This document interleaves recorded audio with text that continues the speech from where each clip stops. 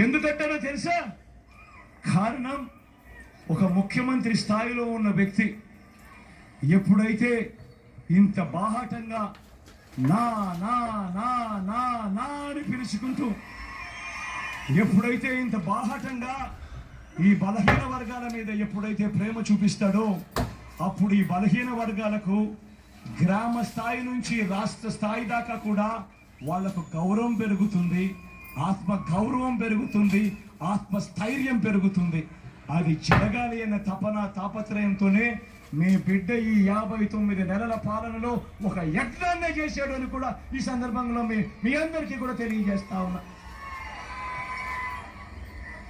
ఈరోజు కడప జిల్లా రాజకీయాలు కాబట్టి ఇక్కడ ఏం జరుగుతూ ఉందో కూడా మీ అందరికీ తెలుసు కాబట్టి ఇక్కడ మరొక విషయం కూడా మేము అందరితో కూడా మీ అందరినీ కూడా ఆలోచన చేయమని కోరుతా ఉన్నా. ఇవాళ మీ అందరికీ చెప్తా ఉన్నా, నేను ఎప్పుడూ అంటూ ఉంటా, కడప జిల్లాలో ఉన్నంత రాజకీయ చైతన్యం ఆంధ్ర రాష్ట్రంలో బహుశా అతి కొద్ది జిల్లాలకు మాత్రమే ఉంటుందని. ఎందుకంటే నాకు బాగా గుర్తుంది, నాన్నగారు చనిపోయిన తర్వాత మీ బిడ్డను ఏ రకంగా కాంగ్రెస్ పార్టీ అప్పట్లో ఇబ్బంది పెట్టింది అని.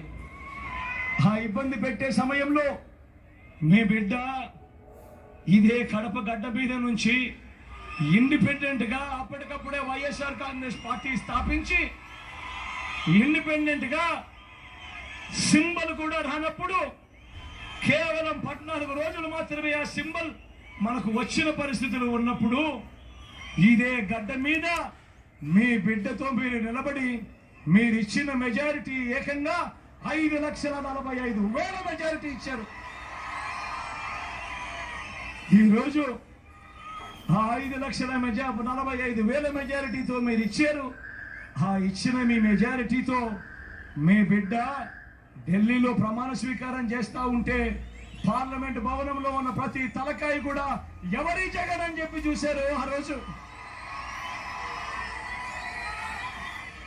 అంతటి చైతన్యం ఉన్న జిల్లా నా కడప జిల్లా. ఇటువంటి కడప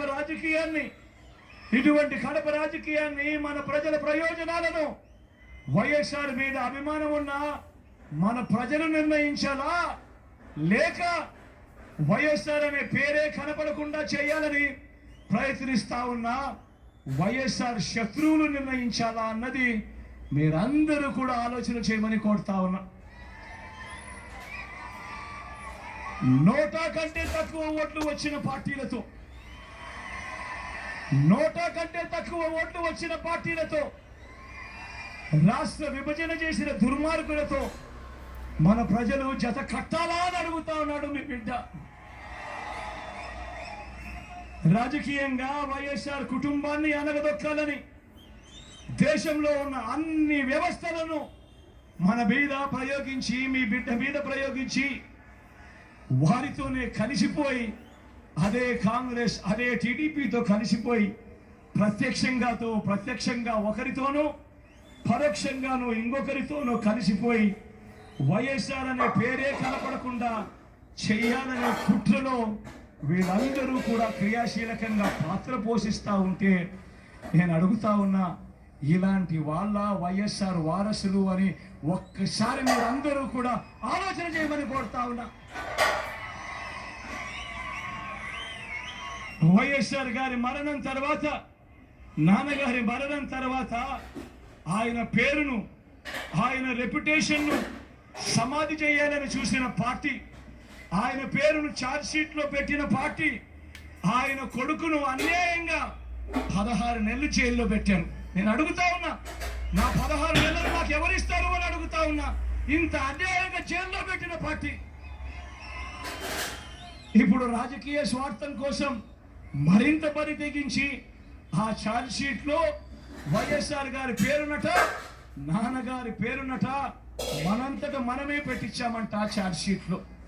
ఇంతటి దుర్మార్గంగా ఈ మాదిరిగా ఆలోచనలు చేస్తూ ఇంతటి దుర్మార్గంగా అబద్ధాలను కూడా ప్రచారం చేస్తూ ఉన్నారు అని అంటే ఆలోచన చేయమని అడుగుతా ఉన్నా.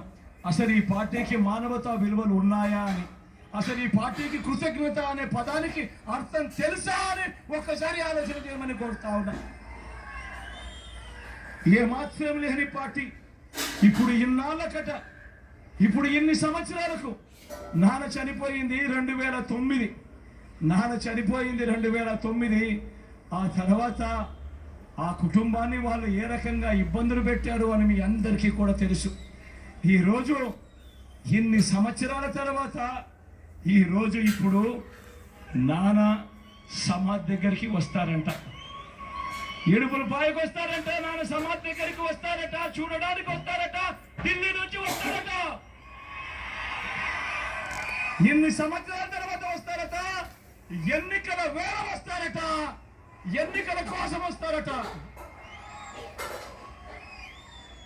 ఆలోచన చేయమని అడుగుతా ఉన్నా. ఆ పార్టీకి ఆంధ్రప్రదేశ్ ప్రజలు వైఎస్ఆర్ గారి అభిమానులు ఏనాడో సమాధి కట్టారు. ఆ పార్టీకి ఆలోచన చేయమని అడుగుతా ఉన్నా. కాంగ్రెస్ కు ఓటు వేస్తే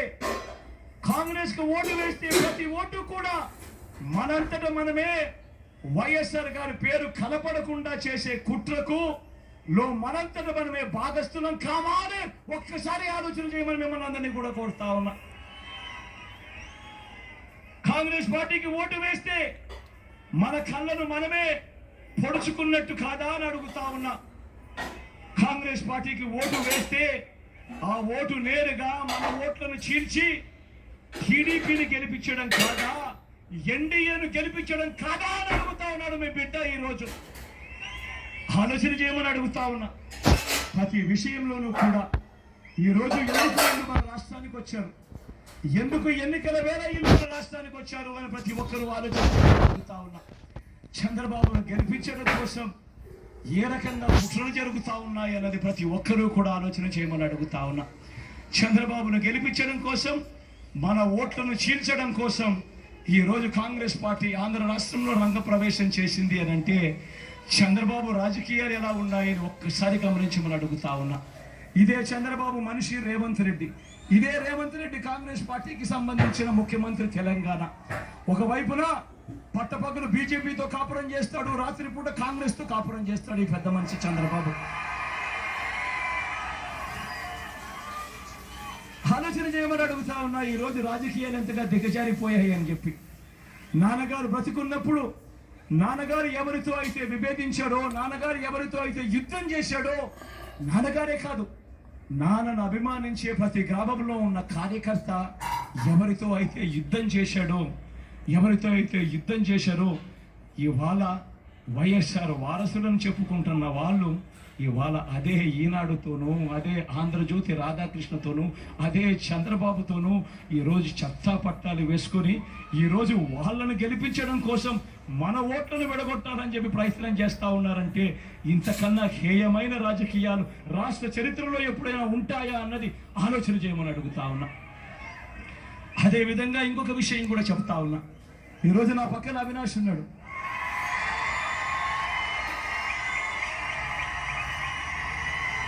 మాకన్నా చాలా చిన్న పిల్లోడు, నాకన్నా 13 ఏళ్ళ చిన్న పిల్లోడు. ఈ పిల్లోడు నిజంగా నాకన్నా 13 ఏళ్ళ చిన్న పిల్లోడు, మా అందరికన్నా చిన్నోడు.